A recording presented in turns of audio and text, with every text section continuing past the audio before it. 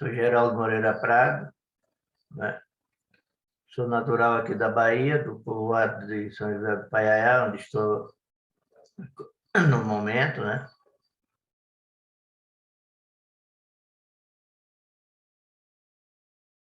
Bom, eu nasci aqui na roça, né, no meio rural, não tinha, fui me alfabetizar, já começar a alfabetizar com 10 anos, não tinha o hábito de livro, não tinha livraria, não tinha livro, não tinha livro em casa, meus pais eram analfabetos, né? Então não tinha esse hábito de ter livro. No máximo, a gente tinha livro de história de cordel, que meu pai comprava para a gente ler para ele, né? Mas o livro em si mesmo, esse objeto que nós temos aqui, eu só fui conhecer, quer dizer, na escola, tem os livros escolares, mas o livro mesmo, assim, a biblioteca, eu fui conhecer muito depois, né? E aí terminei o primário aqui, já com 14 anos, não tive como fazer, continuar fazendo o ensino formal, o fundamental e médio, na época era o ginásio colegial. Eu tentei fazer o antigo Madureza daqui, né? Madureza é o supletivo hoje, né? Mas não consegui também. E aí, quando cheguei aos 19, 20 anos, migrei para São Paulo, que era o normal das pessoas aqui, do sertão, do Nordeste, e para São Paulo ou Brasília, que era a Constituição de Brasília. No meu caso, eu fui para São Paulo, fui trabalhar em São Paulo, né? Quando cheguei em São Paulo, o primeiro emprego que eu tive foi de faxineiro, aí na rua Santa Ifigênia, né? Que é bem perto da região onde está a biblioteca. E como trabalho de faxineiro e porteiro do prédio, né? O prédio fica na rua Santa Ifigênia, esquina com a rua Aurora, ainda está lá, o edifício João Francisco Renault. Aí eu saía andando pela cidade e passava em frente daí da Biblioteca Mário de Andrade, timidamente eu entrava aí, tinha uma senhora que atendia muito bem, e eu comecei a ler, né, algumas coisas. E também entrar nas livrarias, comprar, quando tinha um dinheirinho, comprar alguns livros, né, para ler, um ou outro, né, como eu já relatei isso numa entrevista com a professora Valnice de Galvão, né? E aí fui crescendo, aí passei a fazer o curso supletivo, Madureira, na época, num curso lá no centro da cidade, na Praça da Sé, no edifício Santa Helena, né, que não tem mais, foi derrubado pelo metrô.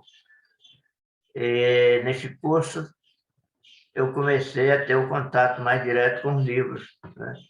Porque tinha um professor de português que era muito animado, né? Muito dinâmico, né? E ele, além de professor, ele era estudante da Faculdade de São Francisco, ele também era vendedor de livros, né? Da antiga editora José Olímpio, e ele vendeu para nós alunos, algumas coleções. Uma delas foi a de José de Alencar, outra também foi a de Dostoiévski, que eu não conhecia. José de Alencar já conhecia assim de nome, Dostoiévski nunca tinha visto falar, né? Não foi fácil ler Dostoiévski naquela época, né? Até hoje ainda não é muito fácil Dostoiévski. E aí comecei a gostar dos livros, né? Depois que eu terminei o curso ginasial, né, no supletivo, fiz os exames, que era feito no colégio estadual, aí, no caso do colégio Presidente Roosevelt, na Liberdade. Aí eu fui para o secundário, para o científico, né, para o colegial, e continuei comprando livros e fui trabalhar já no outro emprego, que foi como office boy, numa companhia de seguro que ficava aí na Avenida Rio Branco, não, Avenida São João, quase em frente aos Correios, né? E trabalhando nesse novo trabalho, sobrava mais um pouco de dinheiro, Aí eu fui comprando livro, fui lendo, né? Fui gostando. Eu terminei o colegial, aí fui fazer Na realidade, eu mudei de emprego novamente, fui trabalhar em Osasco, na fábrica, e lá na fábrica, entre o movimento operário, né, que comecei a me politizar, né, participando dos movimentos operários e lendo mais aí, coisas mais voltadas para a política. Na época, nós estávamos na malfadada ditadura militar de 64 já. Né? E, com isso, teve algumas privações, né, que não era qualquer livro que a gente podia comprar, porque tinha censura muito forte, mas mesmo assim eu comecei a ler livros políticos, né, e me interessar mais por a coisa do livro político e do movimento político. Né. E fiz o vestibular, eu tinha um sonho de fazer medicina, que a mãe dizia que medicina para pobre era coisa de gente besta, né? Ela estava certa, mas eu não tinha essa noção. Eu achava que tinha condições de entrar. Eu fiz o curso para vestibular, né?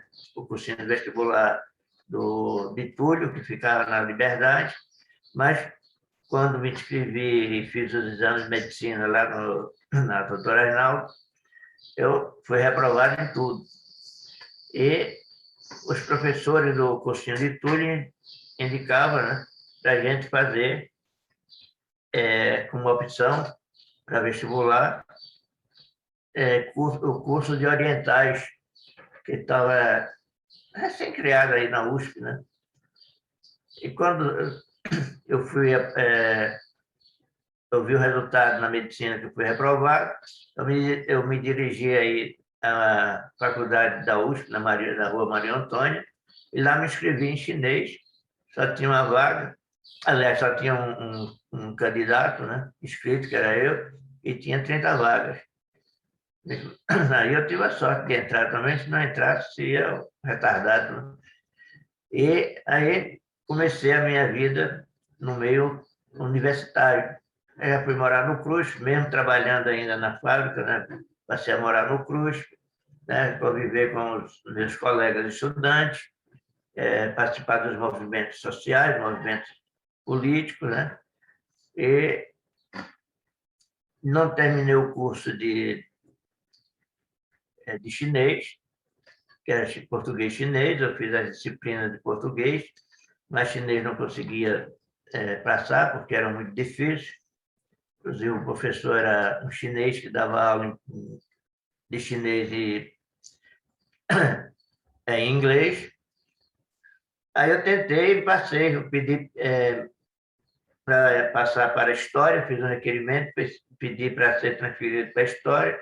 Como eu já tinha feito várias disciplinas como optativa na História e também nas Ciências Sociais, eu passei para a História e História eu terminei, concluindo minha graduação. Me formei em História, aí já saí da fábrica também, eu fui mandado embora por movimentos políticos, né, porque a gente estava fazendo a campanha de uma liderança sindical lá, e fomos despedidos. A liderança sindical chamada Zé Ibrahim, né, e ele ganhou a presidência do sindicato, mas muita gente, muitos colegas nossos lá da fábrica, que faziam a campanha do Ibrahim, tanto da fábrica que eu trabalhava como das outras fábricas de Osasco, eles foram despedidos, né? Nós fomos despedidos pelos nossos patrões, que, claro, aquilo para eles era uma ameaça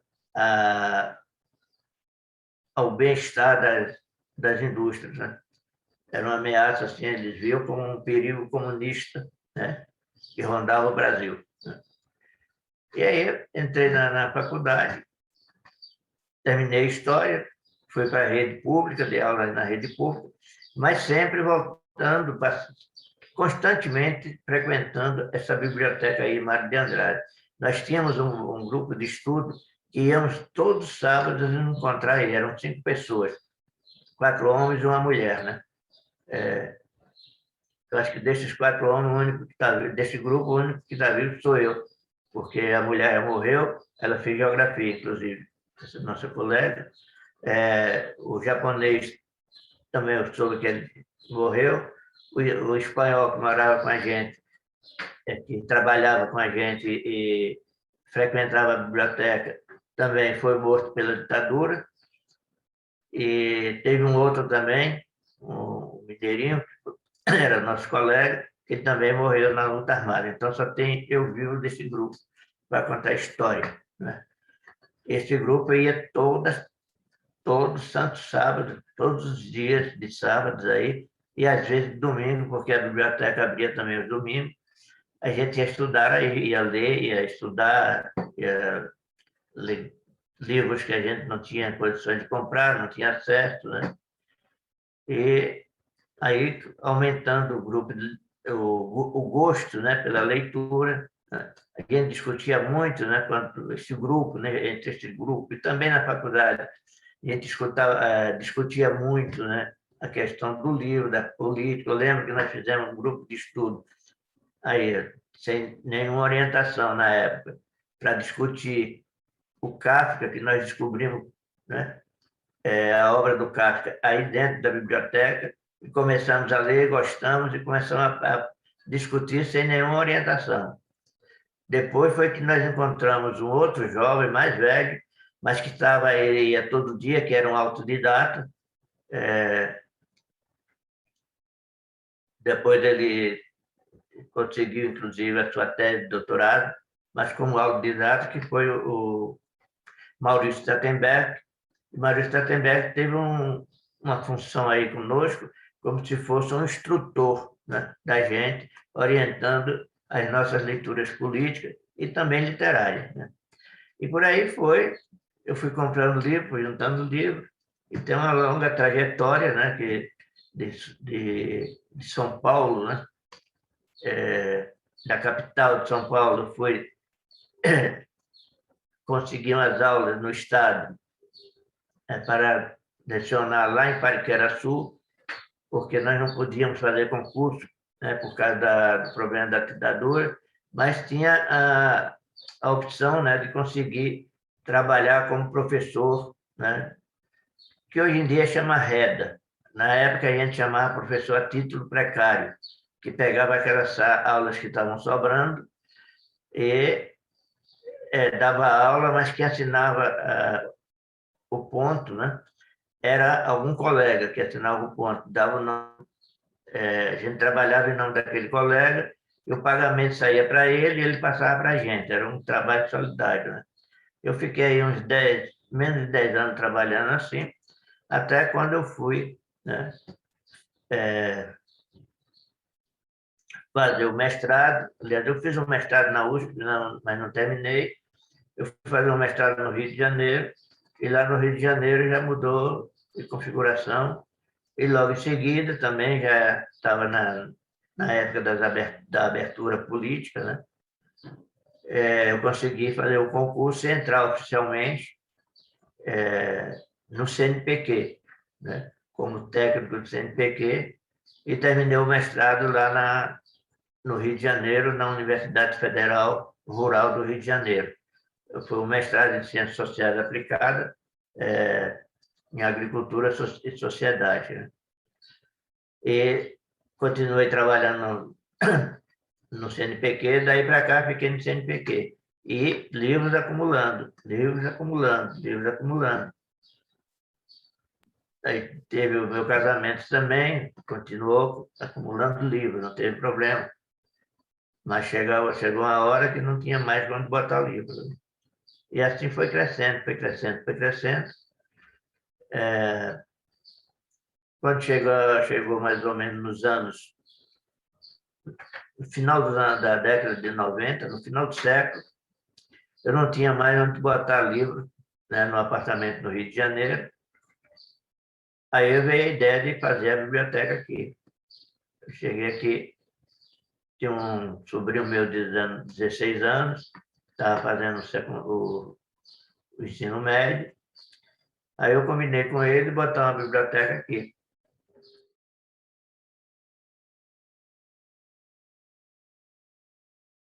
A biblioteca aqui do Paiaiá, como eu estava falando, ela surgiu em função de eu não ter mais lugar para botar livro no Rio de Janeiro. eu cheguei a alugar 2 apartamentos kitnet lá em Botafogo para depositar livro. Mas aí não tinha dinheiro para pagar, nós tivemos um governo aí, ainda na época democrática, né, no momento democrático. Foi um governo democrático, foi inclusive professor da gente, mas em termos de governo, principalmente para o funcionário público federal, foi precário, foi muito ruim, que nós passamos 8 anos sem praticamente ter aumento. E aí dificultava mais, né, o pagamento de aluguel dos apartamentos que eu tinha, né, digamos assim, os anexos para guardar livros. Nisso eu vim aqui na Bahia, eu sempre vim aqui fazer visita à família, e aqui eu conversei com esse meu sobrinho, que na época tinha 16 anos, trocamos ideias e chegamos à conclusão de fazer uma experiência de abrir uma biblioteca comunitária aqui. Continuava naquele mesmo jeito dos anos 50, quando eu era criança aqui, adolescente. As pessoas não sabiam, não tinham convivência com biblioteca, nem os alunos mesmo, porque a biblioteca da sede do município, embora tenha o nome de Machado de Assis, mas praticamente não abre, não abria, até hoje está fechada, né? Então as pessoas não tinham essa concepção, essa visão do que seria uma biblioteca, a não ser um ou outro filho de gente rica que ia estudar em colégios ricos em Salvador, né? Alguns filhos de maiores fazendeiros daqui, né? Que no colégio tinha uma bibliotecazinha, né? Ou então frequentava a biblioteca pública da Bahia, né? Mas a maioria absoluta das pessoas não tinha visão, não sabia, não tinha essa convivência com a biblioteca.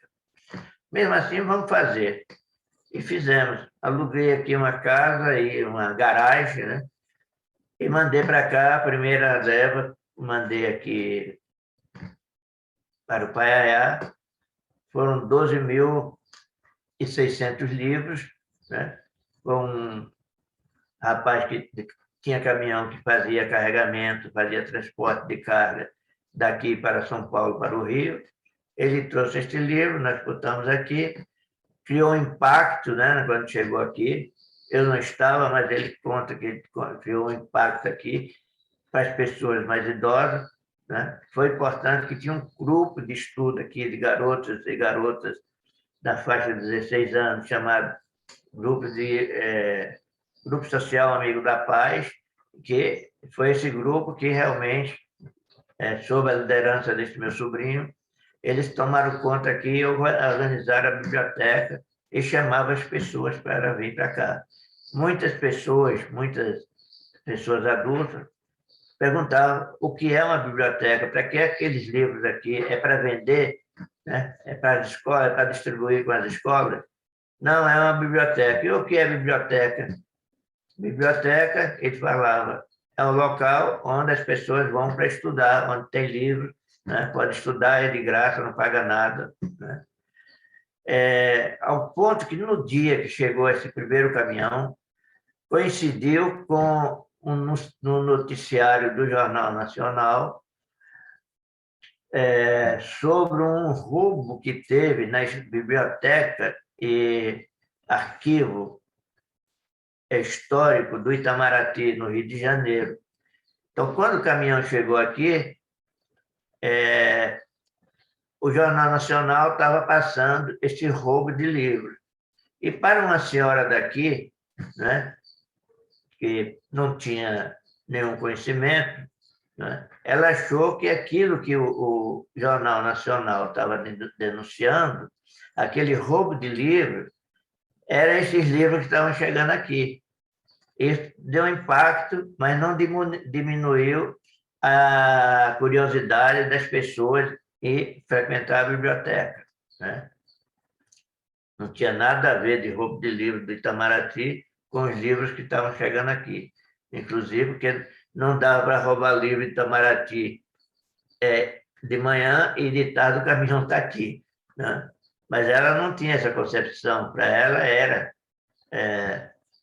isso que estava acontecendo, essa imagem que a mídia dá, a televisão, né? para as pessoas que estão fora do local, eles acham que está tudo acontecendo naquele momento e pode acontecer aqui simultaneamente, né? Mas aí não criou muito trauma, não. E nesse período inicial, teve muita frequência de crianças da escola daqui, que aqui tinha escola fundamental, há 60 anos, né, que funciona.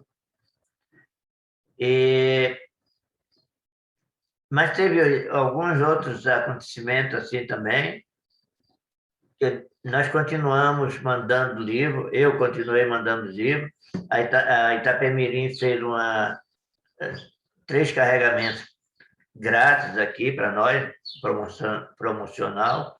A TNT Mercúrio aí de São Paulo também fez um carregamento muito bom aí de uma doação que nós recebemos do Ministério da Cultura, na época ainda do ministro Juca Ferreira. A empresa transportadora TNT Mercúrio trouxe essas 250 caixas de livros, revistinhas do Maurício, né? Revistinha da Mônica, né? O Cascão, para cá, né? Também de graça. Nós tivemos outro caminhão do Ministério do Desenvolvimento Agrícola que trouxe outro carregamento e foi aumentando a biblioteca e nós passamos a fazer também eventos, né?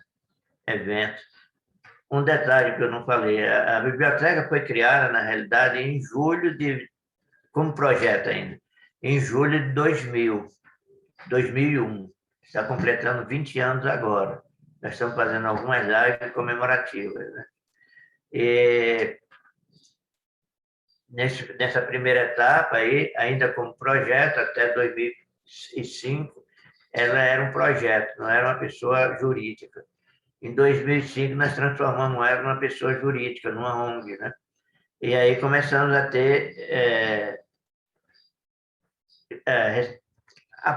ter projetos aprovados em editais públicos, né? Tanto do serviço público, né? Dos órgãos públicos, como o Ministério da Cultura, Banco do Nordeste, BNDES também, foi um projeto muito bom do BNDES, o HSBC também, o Instituto Solidariedade do HSBC, nós tivemos um bom projeto aqui para capacitação de professores no meio rural. Esse projeto era em parceria com a ONG Brasil Foundation, né? Aí nós tivemos também outros projetos menores, tivemos apoio solidário, né? Da Eco Marapendi, que é uma ONG do Rio de Janeiro que trabalha com meio ambiente, e foi abrindo essas coisas. Trabalhamos aqui bastante com meio ambiente e tal, né? Fizemos bastante reuniões aqui com professores, né? E por aí foi, né? Teve também alguns assim, estremecimentos com a igreja, né? Porque o padre soube que tinha uns livros aqui que não eram muito indicados, né? Para o jovem, né? Não chegava a ser subversivo como a direita acha com os livros, né, políticos, mas eram livros que para o padre era imoral, né? Que eram os livros de Jorge Amado. E coincidiu que nessa época aí, não lembro bem qual foi o ano, a UFBA colocou na programação dela como livro básico para o vestibular Dona Flor e seus 2 maridos. E aí encheu do jovem, né, da sede e de outro município vizinho, vir estudar aqui a Dona Flor e seus 2 maridos, né, e ver o filme, né, o vídeo. Nós compramos aqui um aparelho, botamos aqui o vídeo, né? E aí esse padre estremeceu, mas não chegou a fechar, mas pela vontade dele, das seguidoras dele, a biblioteca era para ser fechada porque ela era muito imoral, né? Não era o fato de ser... Não, teve também essa visão de um outro senhor, né, que chegou aqui e viu as obras, para ele, eram malditas, né, que não sei se ele tinha conhecimento ou não, mas eram obras de esquerda, né? Marx, Lenin, Gramsci, esse pessoal. A gente aqui tem. E nisso, foi levando, em 2005, quando nós transformamos em pessoa jurídica, fizemos um evento aqui logo em seguida, 1 ou 2 anos de seguida, sobre o Antônio Conselheiro, que ele foi dessa região, e para esse evento veio a professora Valnice Galvão, o professor Francisco Fuji, o cineasta Antônio, esqueci o nome dele, um cineasta de Salvador, Antônio Olímpio, Antônio Olavo, aliás. Ele esteve aqui e teve mais outras pessoas. Fizemos um seminário aqui de 3 dias muito bom. E foi aí que a Valnice chegou aqui, olhou, né, o acervo, deu uma olhada e falou, não, isso aqui é a maior biblioteca do mundo em comunidade rural. Nisso aí já tinha a internet para facilitar essa pesquisa. Eu fui buscar essa informação e realmente encontrei, que na realidade, existem 3 ou 4 grandes bibliotecas comunitárias. Nem são comunitárias, né? Porque comunitária é a biblioteca que é construída pela comunidade, digamos, ou por uma pessoa da comunidade ou pela comunidade. Mas são bibliotecas, né? Bibliotecas públicas, como em Uruenha, na Espanha, tem uma biblioteca que é grande, com livros especiais, né? Raros, né? Sobre a Espanha medieval. E tem, no Reino Unido, também uma cidade que não é uma biblioteca, mas é a Cidade dos Livros. Está em inglês aí, mas eu não lembro o nome assim em inglês, é Way qualquer coisa. Mas se botar Cidade dos Livros, aparece. Então, tem essa do Reino Unido, tem a Biblioteca de Uruenha, né, na Espanha, e depois, bem recentemente, eu vi uma matéria que saiu, aí parece que foi a Folha de São Paulo, o Estadão, não lembro qual foi o jornal, falando de uma biblioteca também pequena, grande, aliás, numa cidade pequena na Noruega, né? Mas aí são organizações mais oficiais, né? Mantidas pelo governo, né? No caso aqui é o contrário, é uma biblioteca comunitária e nós estamos inseridos nesse discurso das bibliotecas comunitárias, que hoje tem muitas no Brasil. Aí em São Paulo tem várias, eu acompanhei muitas delas e acompanho ainda, né? Como a Solano Trindade, lá da cidade de Tiradentes, e outras mais aí de São Paulo, que na Bahia tem várias outras, né? Pernambuco também. Tem um movimento grande de bibliotecas comunitárias, e são essas bibliotecas comunitárias, na nossa opinião, de quem milita nesse movimento de bibliotecas comunitárias, que leva, digamos assim, a leitura para os locais onde o poder público não chega, né? Porque se você pegar aí no Rio, em São Paulo, né? Essa biblioteca lá da cidade de Tiradentes, você vai lá, não tem nada, né? Essa biblioteca foi a organização do grupo lá, até um grupo de hip hop, né? Você pega as bibliotecas dos garis aí, não sei como é que anda, mas foi uma iniciativa, inclusive com o apoio do professor Aziz Absaber, né? Criaram várias bibliotecas comunitárias por aí. Pega na Bahia também, inclusive tem 2 redes de bibliotecas comunitárias. Hoje em dia, por exemplo, nós temos, para nós não chegou ainda um pouquinho, mas não temos muito não. Mas tem outras bibliotecas que já vem recebendo um bom apoio do Itaú Cultural. Por incrível que pareça, o Itaú Cultural foi o primeiro órgão no Brasil que fez um evento nacional para discutir o papel da biblioteca comunitária no Brasil. Isso foi em 2006. Nós estávamos começando aqui. E eles continuam apoiando essa iniciativa da biblioteca comunitária. Isso é muito bom, muito positivo. Teve também outras instituições que apoiaram, agora não estão apoiando, né? Mas graças a esses esforços e esses movimentos aí das pessoas de comunidade, que hoje nós temos um desenvolvimento de leitura um pouco maior. Tivemos um bom momento de leitura, de apoio, né, para nós, da Biblioteca Comunitária, apoio pelo governo, né, o governo federal e o governo estadual, mas foi nos 13 anos de gestão do PT. Depois disso, a situação voltou a piorar. Nós continuamos com a biblioteca aberta, continuamos comprando livros, eu, no meu caso, mas recebendo doações também. Recebemos muitas doações aí de São Paulo, do Rio de Janeiro, pessoas da USP, como o professor Antônio Cândido Melo Souza, professora Valnice Galvão, a Beth Mindlin, né? Foi minha colega no mestrado aí, que eu fiz, não terminei, e ficamos amigas, e ela doou uma pasta assim, de obras, né, que era da biblioteca do pai, e outros mais professores assim, individuais.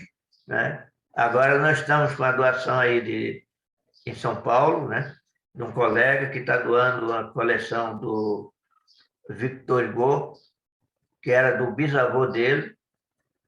Nós estamos para trazer essa coleção para cá, são 40 volumes, né?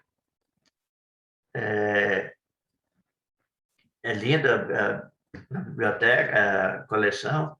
Nós não vamos ter muito leitor de francês aqui, mas para a nossa biblioteca isso vai ser vai ser uma grande novidade aqui, né?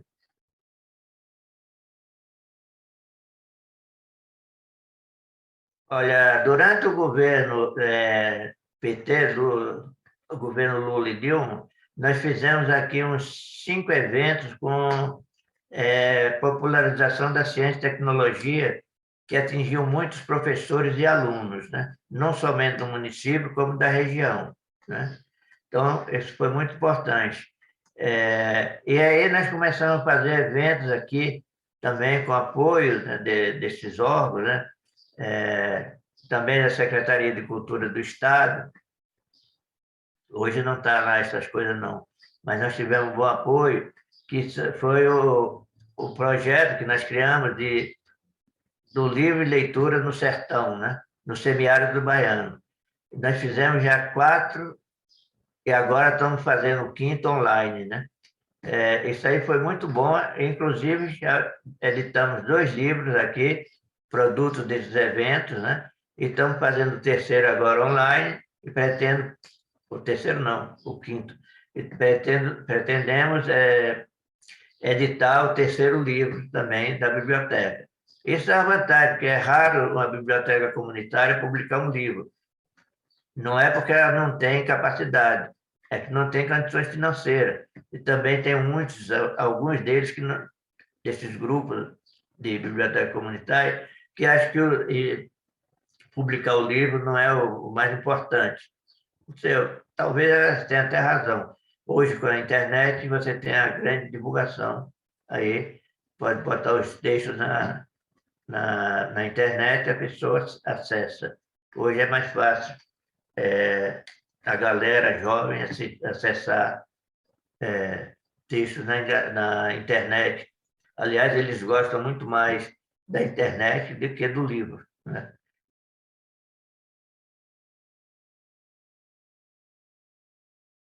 Eu acho difícil, né?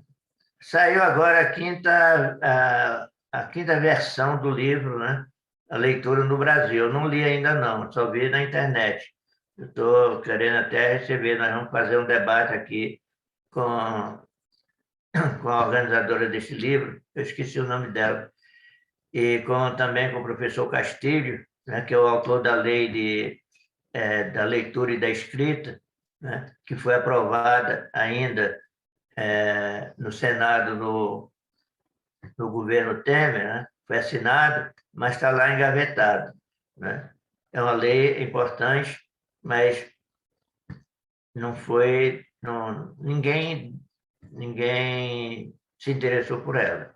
Então, eu acho que transformar um país, o Brasil, num país de leitor, não é muito fácil, não. Vai ser difícil. Não é por o fato de ler no livro, não importa o suporte, eu acho que a leitura pode ser em qualquer suporte, mas é o conteúdo, né? Eu acho que a mídia, a tecnologia da informação é muito boa. Eu trabalhei muito tempo lá dentro do CNPq, dentro do IBIC, né, como professor, inclusive pesquisador da área da ciência da informação. Gosto muito dessa área. Mas é o conteúdo, né? Quer dizer, a leitura que nós queremos nas bibliotecas comunitárias e que nós acreditamos que é a leitura transformadora assim, de pensamento, né, da realidade, é a leitura na direção, né, da pedagogia do Paulo Freire.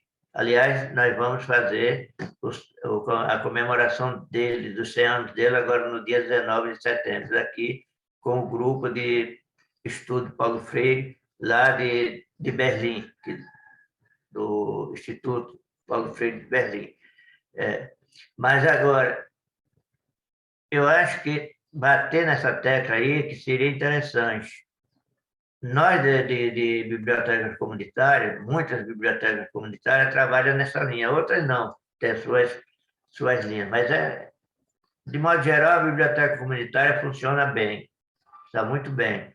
Algumas bibliotecas públicas no país também atuam numa linha boa, né? Mas, infelizmente, as bibliotecas públicas municipais das pequenas e médias cidades. Essa semana mesmo eu estive numa média cidade aqui perto, que é Alagoinhas, né? Que é a cidade de 200 mil habitantes. Eu fui até a biblioteca. Fui, inclusive, levar um livro daqui, né? Desse último evento, para eles. Cheguei lá, entrei lá, conversei com a senhora, estava lá, fiquei umas 2 horas, não entrou uma pessoa para ler, né? E não é a pandemia, quer dizer, a pandemia também não permite o público estar entrando na livraria. Mas ela falou que antes da pandemia já estava assim. Com a pandemia piorou. Mesmo as crianças dos colégios da cidade de Alagoinhas, essa cidade com quase 200 mil habitantes, dizia ela para mim que mesmo os colégios praticamente não visitava antes da pandemia. Ia sim um ou outro, mas não ia mais aqueles grupos que ia de alunos estudar, fazer trabalho, porque também essa coisa do aluno fazer trabalho facilitou pela internet, isso é verdade. Mas aí não foi criado esse hábito, né? O hábito da leitura, assim, uma leitura crítica, né? Mesmo que seja um romance, né? Mesmo que seja um livro de sociologia, ou de história, né? Infelizmente, no Brasil, nós não temos nunca tivemos esse hábito de fazer uma leitura crítica, com raras exceções, né? Eu lembro aí, quando eu trabalhava em São Paulo, antes da ditadura terminar, tinha um movimento aí de colégio vocacional que era muito bom. Aí sim naquela época, fazia um trabalho muito avançado. E outras escolas, colégio de aplicações e tal, né? Mas no grosso, né, da escola pública, eu nem falo da particular, porque o objetivo da particular é um outro, né? Com rara exceção. No caso aí de São Paulo, tem uns 4 ou 5 colégios particulares que fazem um trabalho bom. Um exemplo desse que eu vou dar, que eu participei, convivi com eles, é o Colégio Equipe, que ainda hoje é um bom colégio aí em São Paulo, nesse ponto de leitura. E tem outros mais, né? Mas a maioria dos colégios particulares não estão preocupados com esse tipo, com essa preocupação, com essa proposta de leitura crítica que nós estamos preocupados, que nós queremos desenvolver, esperamos desenvolver aqui no Brasil. Não vai ser uma coisa fácil, vai ser difícil, né? Agora é quase que impossível com esse governo, que não se define se é uma ditadura, se é uma democracia, o que é? É um governo que acabou com a educação, acabou com a cultura, acabou com tudo, né? Nós não temos mais nada, nós não sabemos que país é esse.